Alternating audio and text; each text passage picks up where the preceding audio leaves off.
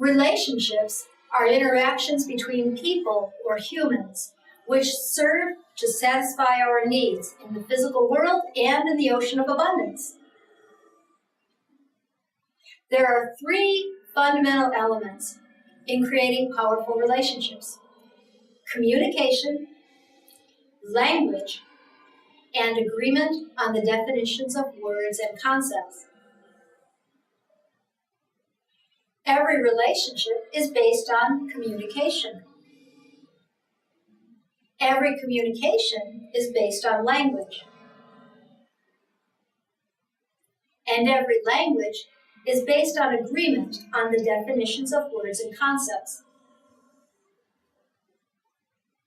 Let's start with the first element, communication. Communication is vital for all relationships. We can communicate verbally or through body and sign language, light, sound, smoke signals, and technologically enhanced devices such as phones, computers, internet, faxes, letters, radio, TV, newspapers, all of that. Let's go to the second element, language. Languages were invented as vehicles for communication, so that people in communities and countries could express their wants and needs to one another in the physical world and in the ocean of abundance. There are more than 7,000 known languages around the world today. 80% of the world's population speaks approximately 84 of those 7,000 languages. The third element to establish relationships is agreement about definitions and meanings of words and concepts. In the physical world, objects are easily described and identified using our five senses. In the ocean of abundance, speaker and listener need to agree on the definitions and meanings of words and concepts, such as integrity, love, responsibility, attitude, being in a relationship, having a relationship, empowerment, confidence, belief, supportive, trust, authentic, intimacy, wonderful, beautiful. I could go on. For example, when we say, I love you or I like you, the speaker needs to clarify for the listener what he means by using the words like and love. So remember that communication, language, and agreements on the definitions of words and concepts are essential for every relationship. In HUGE, we identify 4 types of relationships: your physical relationship with yourself, your ocean of abundance relationship with yourself, your physical relationship with others, and your ocean of abundance relationship with others. Let's start with the first relationship. Your physical relationship with yourself is about satisfying your 7 basic physical needs in accordance with your declared integrity as described in Chapter 1. To do this, you create integrity agreements with yourself, and you monitor your progress to see if you are keeping those agreements as you committed. For example, I am committed to complete my homework by 4 p.m. today. If I do, I will invite myself to go to the movie I wanted to see. If I do not complete my homework by 4 p.m., well, then I will not watch TV for a week. Here's another example. I am committed to lose 10 pounds in 3 months. I will do this by going to the gym 5 times a week, 1 hour a day. Drink 100 ounces of water every day, and walk my dog 40 minutes a day, 7 days a week. I will monitor my progress weekly and adjust when necessary on my progress chart. The second relationship is your ocean of abundance relationship with yourself. This relationship derives from your declared attributes from the ocean of abundance. It is a description of who you are choosing to be in the ocean of abundance and the declaration of your integrity. You can ask yourself, do I admire and adore myself? Do I love myself? Do I trust myself? Do I keep my promises to myself? Am I important to myself? Am I responsible toward myself? Am I forgiving of myself? Are the answers to those questions in alignment with my declared integrity? If not, I can create instant transformation and say, for example, from now on, I will trust myself. From now on, I will be honest with myself. And that will bring me back to my declared integrity. The third category is your physical relationship with others. When you interact with others, you are seeking to satisfy your own needs and/or the needs of others in one of the following ways. You are seeking to satisfy some or all of your needs. You are seeking to satisfy some or all of another's needs. Or you are seeking to mutually satisfy some or all of each other's needs. Being aware of the purpose of an interaction or which needs you are seeking to satisfy will help you and others maintain integrity, because you will know what you want out of the relationship and can determine if this relationship is satisfying your purpose and goals for the relationship. Being in relationship, we can create agreements and projects with others. In doing projects, if we fail to communicate clearly, it can lead to conflict. For example, I told my friend that I wanted to go to the beach and spend 3 hours with her on Sunday. I said that I would pick her up at 9 o'clock in the morning, and it would take us about half an hour to get to the beach. So we would arrive about 10 o'clock and leave the beach about 11:30. I would bring her back home by noon. While she agreed to go, I did not tell her that I planned to bring my dog.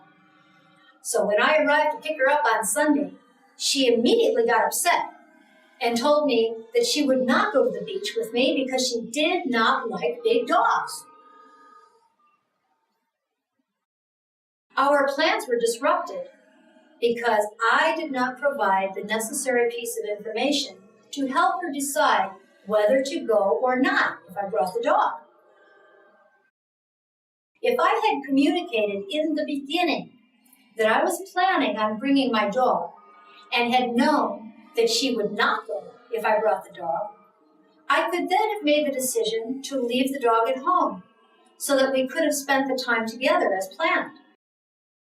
Had I done this, my friend and I would have been in integrity because we both would have had all the necessary information for deciding to go to the beach and would have been in agreement about going there if we went. Relationships with others can be successful in the physical world when we create clarity in the purpose, vision, and goals for a project that we do together, so that the outcome is predictable, planned, and executed with integrity agreements. Examples of successful relationships in the physical world exist in the agreements we sign with service providers such as the phone company, cable company, and utilities. It is very clear in the agreement what each party wants, exactly how the service works, and what the desired outcome is. We can look at every relationship as providing services to satisfy some or all of the needs of ourselves and others.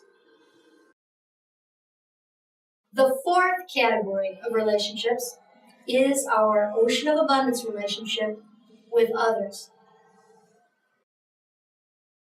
Our ocean of abundance relationships with others are based on integrity agreements and attributes we have with others. The attitude we hold towards others shapes our behavior towards them. For example, if we declare our attributes in the ocean of abundance to be loving and caring, these attributes may be expressed in the physical world through hugging, kissing, laughing. If we declare our attributes to be hating, angry, upset, or depressed, we may express these attributes through arguments, crying, disconnect, or even violent behavior. We can learn more about how to have and be in successful relationships by looking at the attributes of Fortune 500 companies. They are well-run companies and tend to have structures and systems that support good communication and powerful relationships, both among their management, employees, and with vendors and customers. You can gain many insights about improving relationships with yourself and others by looking at what the top Fortune 500 companies have done to become successful. Let us compare the attributes in your relationships to those of the Fortune 500 companies. Consider which of the following attributes you can adapt as part of your integrity in both the physical world and the ocean of abundance, which you can implement in one or more of your current relationships. On the left side of this chart, you can see listed some of the physical attributes of a successful company that contribute to their success. On the right side of the chart, you can identify the ocean of abundance attributes, which companies use to attract admiration and acknowledgement for being the difference. Using Fortune 500 companies as a guide, you can learn to improve your relationships.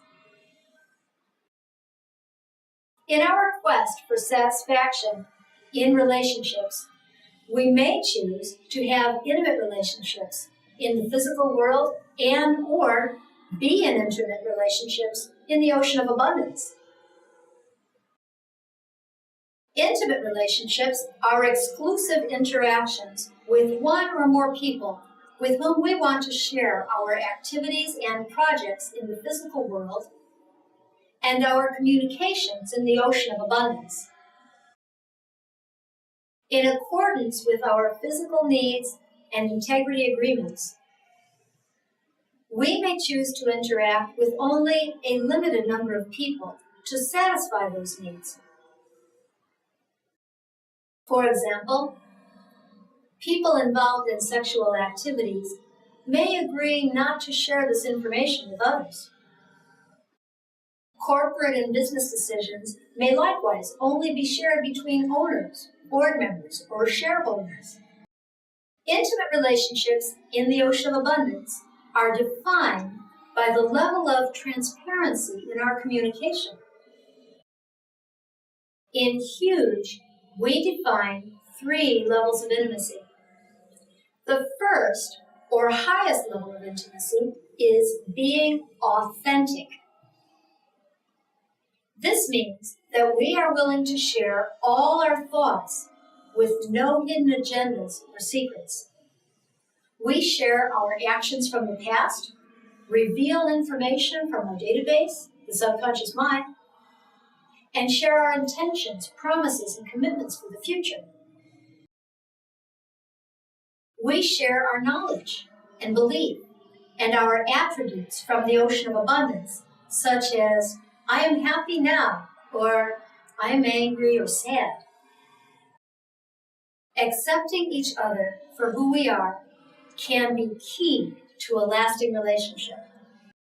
For example, we can accept someone's sense of humor and the fact that he is a chess master.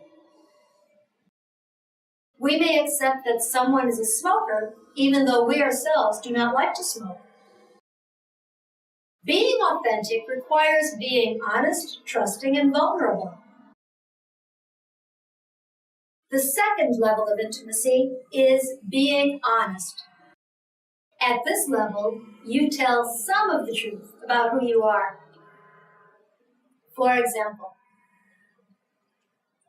I could tell my date that I like her sense of humor and keep to myself the fact that I don't like her curly hair.